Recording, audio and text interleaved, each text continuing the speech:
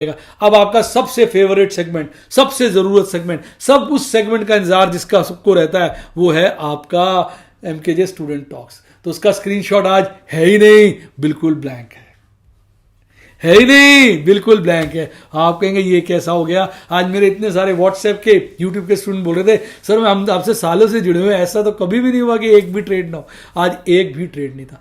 आज मैं विश्राम की स्थिति में था।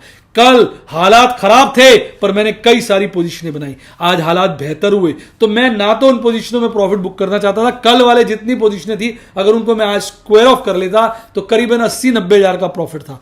पर मैंने अपने को कंट्रोल किया, मैंने अपने को समझाया मनोज तू प्रॉफिट कम कमाएगा, लॉस ज्यादा करेगा। गिरता है तो पकड़ के बैठा रहता है, बढ़ता है तो थोड़ी सी बढ़त में निकल जाता है। तूने बड़े अच्छे रेटों पे माल प्लस किया है। मैंने खुद से प्रश्न पूछा अगर बाजार गिर गया फिर प्रॉफिट बुकिंग नहीं कर रहा, कोई बात नहीं, नीचे फिर माल खरीदूंगा।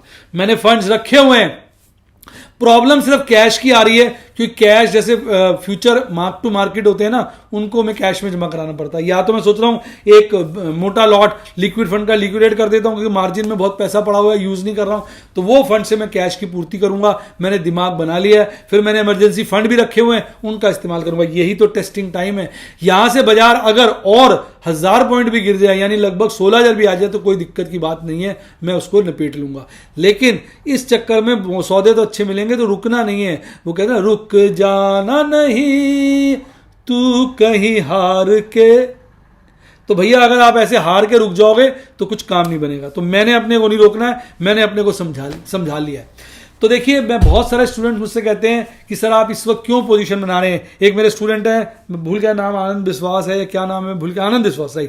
मैंने उनका लिखा भी था, वो कहते सर आप डेमो के चक्कर में इतनी पोजीशनें क्यों बना रहे हैं, ये ठीक नहीं है।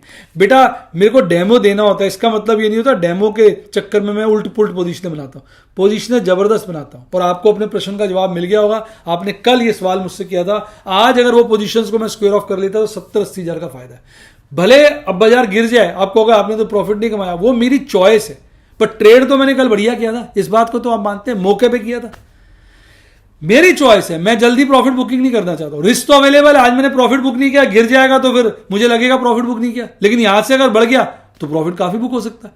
तो हमें देखना पड़ता है ना। मैंने इतनी नीचे पे अच्छी पोजीशनें बनाई है, उनको थोड़े से राइस पे छोड़ दूं, और अगर आप कहोगे बाजार गिर गया तो और बना लूंगा ना।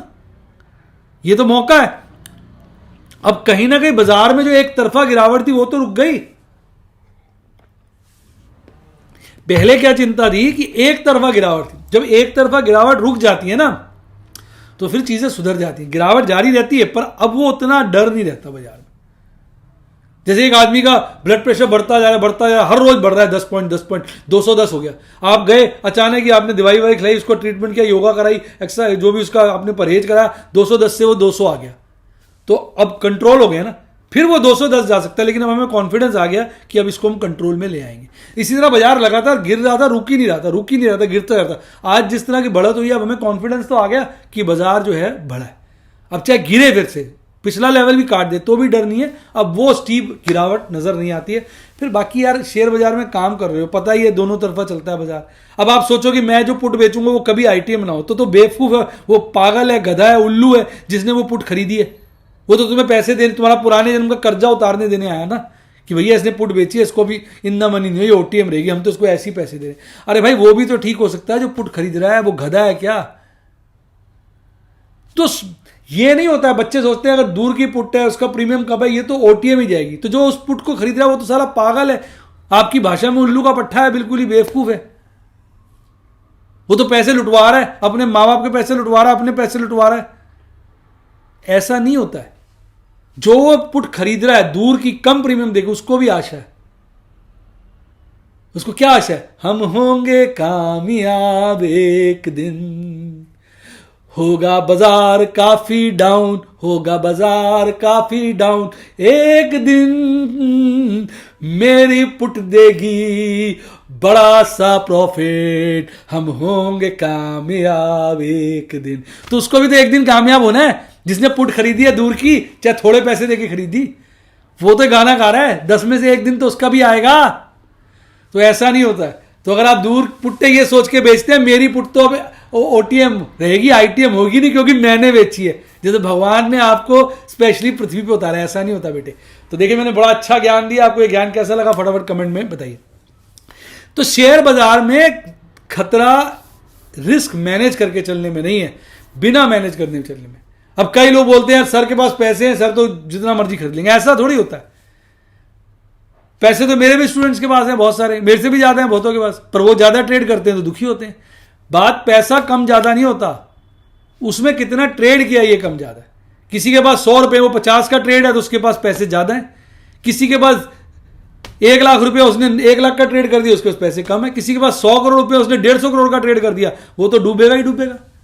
ऐसा नहीं होता है। आपके फंड्स के हिसाब से पैसा ज्यादा बड़ा करना। तो लोग क्या होता है, मिसकंसेप्शन फैलाते हैं, बट किसी दूसरे के डाउट क्लियर नहीं कर पाते। मैं आपसे कहता हूं 6 लाख की रुपए पे एक पुट बेचो, 6 लाख रुपए में एक फ्यूचर खरीदो, तो आप सेफ रहोगे। आप कहते नहीं 6 लाख में 2 खरीदूंगा, 3 खरीदूंगा, 2-3 पुट्टे बेचूंगा, तो जब प्रॉफिट होता है मोटा होता है, जब लॉस होता है तो फिर रोने निकल जाते हो। ये